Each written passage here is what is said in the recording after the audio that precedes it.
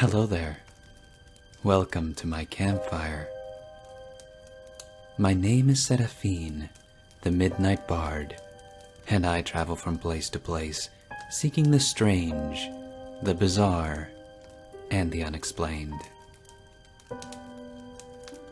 Smiling is contagious, so they say.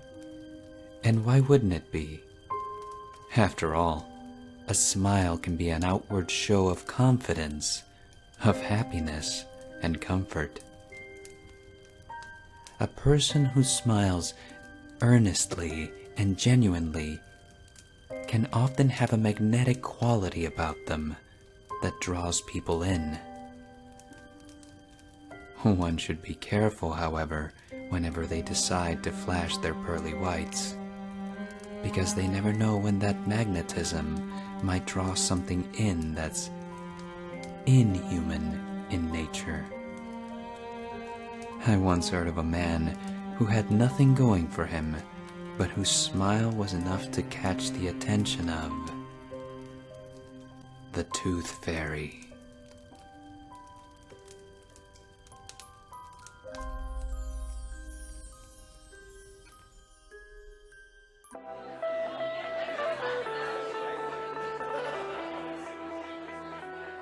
Toby could not believe his luck.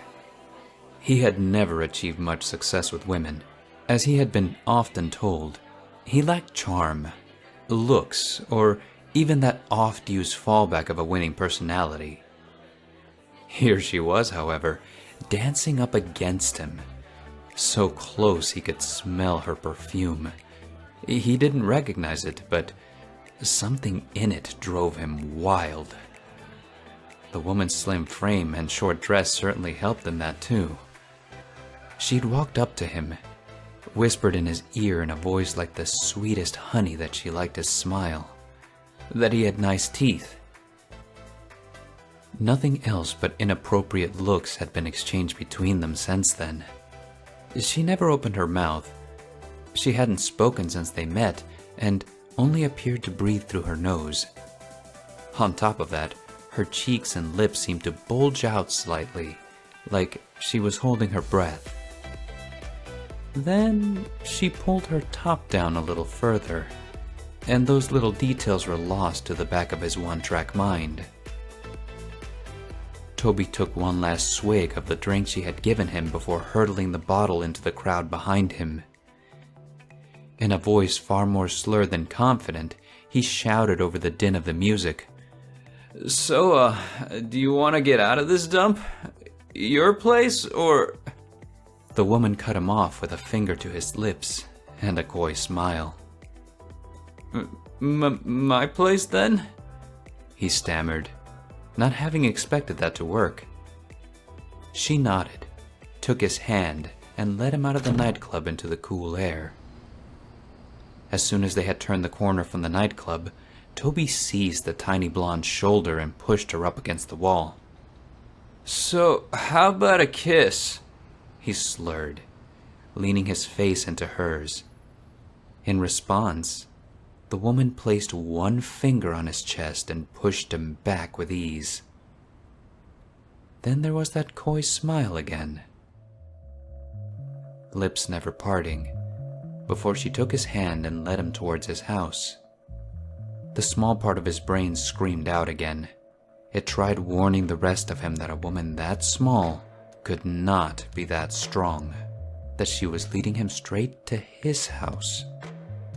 Toby had never been the smartest man, though, and awash in alcohol, the rest of his brain ignored the warning. Before he knew it, he was at his door. The woman hanging off of his arm softly giggled as he fiddled with his keys. His numb fingers dropped them. Cursing, he went to pick them up. Before he could, the woman reached down, daintily gathered them up, and walked past him to the door. Within a mere moment, the door clicked and swung open. Toby stumbled past the woman into the hallway. He turned to see her stood right at the threshold, a forlorn look on her face. Irritated, he blurted out, Well, come on in then, you dozy mare. Despite the unpleasant tone, she smiled at this, eyes agleam, and stepped through the threshold. She pointed for Toby to head upstairs before turning and locking the door. Once she had snapped the key off in the lock, she followed Toby upstairs into the gloom. Toby struggled furiously to get his trousers off. All he had managed, however, was to get them tangled around his ankles. Before he could free himself, a short, sharp shove sent him sprawling onto the bed. He scrambled onto his back in time to see the blonde climb onto bed with him. She straddled his chest, placed a hand on each of his shoulders, and pinned him to the bed. The crushing pain her hands were causing was immediately blocked out by her smile. She flashed him a toothy grin. Even in his shrunken state, Toby was sure humans didn't have that many teeth. The woman's smile grew at the look of horror on his face. Her mouth opened wide, then wider still. Even in the gloom, Toby could see them now. Pearly white teeth filled her grotesquely large mouth.